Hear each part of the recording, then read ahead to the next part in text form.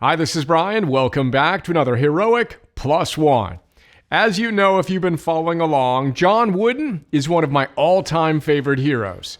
In fact, his heroic portrait was staring at me from my office wall as I typed this, challenging me to do my best and make today a masterpiece. I'm on it, coach.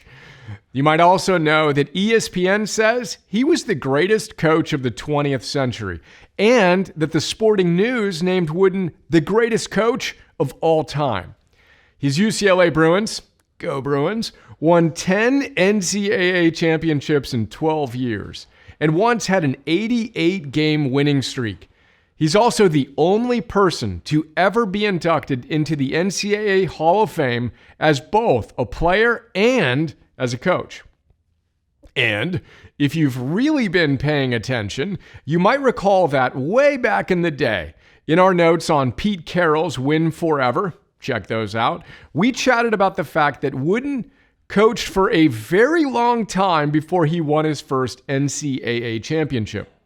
More specifically, we talked about the fact that he coached at the collegiate level for 17 years before he won his first championship.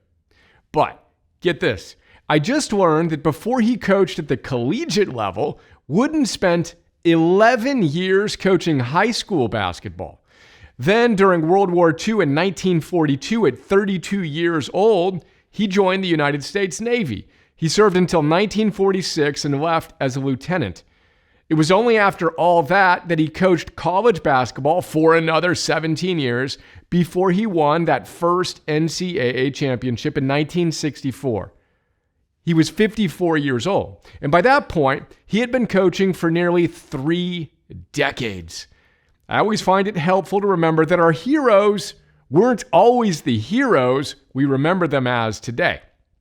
Here's what's even more important for our purposes. Wooden didn't focus on winning or losing. Of course, he wanted to win, but he knew that the only way to have the best shot at the big outcome goals while winning the ultimate game of life right now was to focus all of his and his players' energy on what was 100% within their control, their effort and their attitude. And that's today's plus one. Remember, our heroes gave their entire lives to their pursuit of mastery. And the greatest among them always kept their focus on winning the ultimate game of life, showing up and doing their best. Not someday, but all day, every day, let's make our heroes and ourselves proud as we move from theory to practice to mastery together today.